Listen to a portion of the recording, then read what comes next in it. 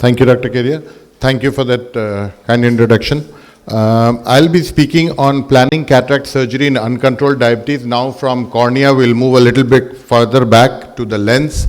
And we will be talking about patients in undergoing cataract surgery in uncontrolled diabetes. As we know, wherever the per capita income is more, the incidence of diabetes is higher.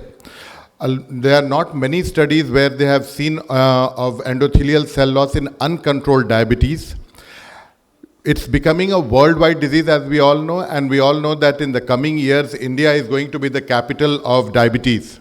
More so with COVID having come in, a lot of steroids were used, and in the coming years, in the next 5 years, we are going to have a lot of patients who will be coming to your clinic with uncontrolled diabetes and hypermature cataracts, and you have to plan them.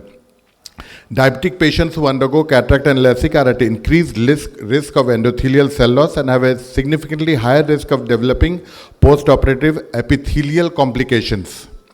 Although one of the major complications of diabetic eye is diabetic retinopathy, corneal diseases can not only develop in diabetic patients but are also difficult to manage. And when I say difficult to manage, all the laser and everything that you have to do, you have to have a good visualization of the fundus.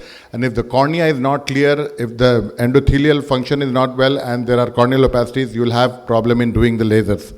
It is known that neuronal abnormalities directly affect the visual function in patients with diabetic retinopathy, but they may also cause corneal changes in diabetic keratopathy.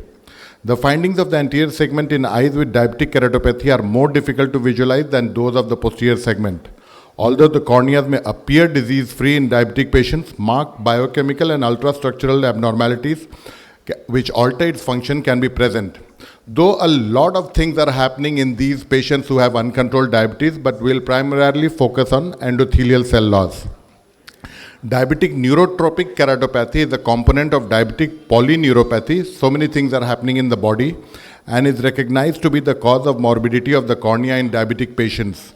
In addition, corneal endothelium cell damage can cause disturbances in the management of proliferative diabetic retinopathy because before and after surgeries because of endothelial decompensation, and which ultimately leads to bullous keratopathy. The early diabetic changes of the anterior segment include endothelial changes such as Descemet's membrane folds and pigment deposits in the endothelium. However, there have only been limited number of studies that have focused on the importance of corneal diseases in diabetic patients. Endothelial cell dysfunction may place the cornea at greater risk of developing endothelial decompensation with bullous keratopathy. Now, this is a schematic diagram which we have all seen over the years, so for paucity of time, I'll skip. Patients with diabetic keratopathy have impairment of epithelial basement membrane. Epithelial wound healing is also delayed. Epithelial stromal interaction is there. Endothelial function is compromised, and nerve functions are also compromised.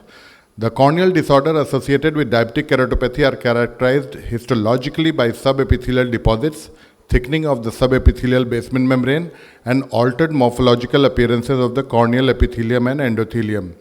There are not only ultrastructural changes throughout the cornea, but also alterations of the tear film in diabetic eyes, resulting in ocular discomfort, burning, and foreign body sensation. The severity of the tear film dysfunction is significantly correlated with severity of the diabetic retinopathy, in which newer studies are coming.